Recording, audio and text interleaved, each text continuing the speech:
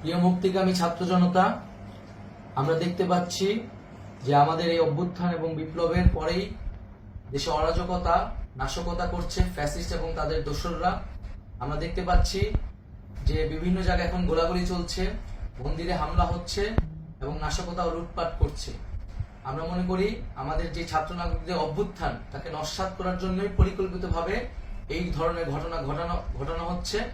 আমরা মুক্তিকামী ছাত্র জনতাকে সজাগ এবং সতর্ক থাকতে আহ্বান জানাচ্ছি এবং আমাদের যে অন্তর্বর্তীকালীন সরকার, আমরা সেই সরকারের যে প্রস্তাবনা 24 ঘন্টার সময় নিয়েছিলাম, জরুরি পরিস্থিতি মোতাবেক আমরা এখনই তার একটি রূপরেখা ঘোষণা করছি।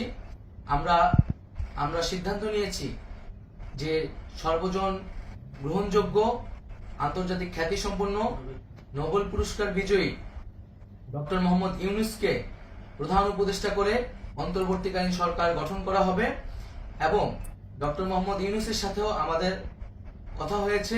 তিনি ছাত্র জনতার আহ্বানে বাংলাদেশকে রক্ষা করতে এই গুরু দায়িত্ব নিতে সম্মত হয়েছে।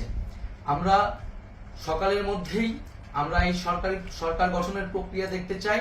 রাষ্ট্রপতির কাছে আহ্বান থাকবে যে দ্রুত সময়ের মধ্যে ডক্টর মোহাম্মদ ইউনূসকে প্রধান উপদেষ্টা করে অন্তর্বর্তীকালীন সরকার গঠন করা হোক এবং এই অন্তর্বর্তীকালীন সরকারের বাকি সদস্যদের নামও আমরা সকালের মধ্যে ঘোষণা করব।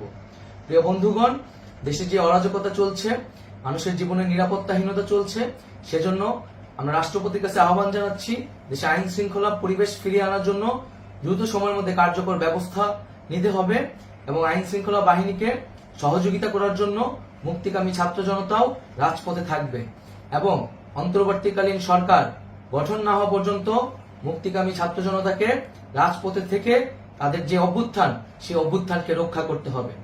প্রিয় বন্ধুগণ, আমরা রক্ত দিয়েছি, শহীদ হয়েছি। আমাদের যে প্রতিশ্রুতি একটি নতুন বাংলাদেশ গঠন করার জন্য, সেটিকে আমাদের অবশ্যই বাস্তবায়ন করতে হবে এবং অবশ্যই ছাত্র জনতার প্রস্তাবিত সরকার বাদে কোনো ধরনের সরকার কিন্তু মেনে নেওয়া হবে না। আমরা বলেছি কোনো ধরনের সেনা শাসিত সরকার অথবা সেনা সমর্থিত সরকার অথবা এই ফ্যাসিস্টদের দোসরদের কোনো বিটিম সরকার কিন্তু আমরা মেনে নিব না। কোনো গণবিরোধী সরকারকে মেনে নেওয়া হবে না। ছাত্র জনতার অভ্যুত্থানকারী যে প্রস্তাবিত সরকার, অন্তর্বর্তীকালীন সরকার, যেটা আমরা সিদ্ধান্ত উপনীত হয়েছি ডক্টর মোহাম্মদ ইউনূসকে প্রধান উপদেষ্টা করে এই সরকার গঠন করা হবে, সেই সরকারকেই বাস্তবায়ন করতে হবে অবিলম্বে। আগামীকাল সকাল থেকে সকলকে আহ্বান জানাচ্ছি রাজপথে থাকার জন্য এবং আমাদের যে সাম্প্রদায়িক সম্প্রীতি এবং রাষ্ট্রীয় সম্পদ রক্ষা কমিটির ঘোষণা হয়েছে বৈষম্যবিরোধী ছাত্র আন্দোলনের নেতৃত্বে, সকল পাড়ায় পাড়ায় এলাকায় এলাকায় সেই কমিটি পাহারায় থাকবে। আমাদের সংখ্যালঘু কমিউনিটিকে আমাদের রক্ষা করতে হবে, রাষ্ট্রীয় সম্পদ এবং এই দেশকে রক্ষা করতে হবে আমাদের।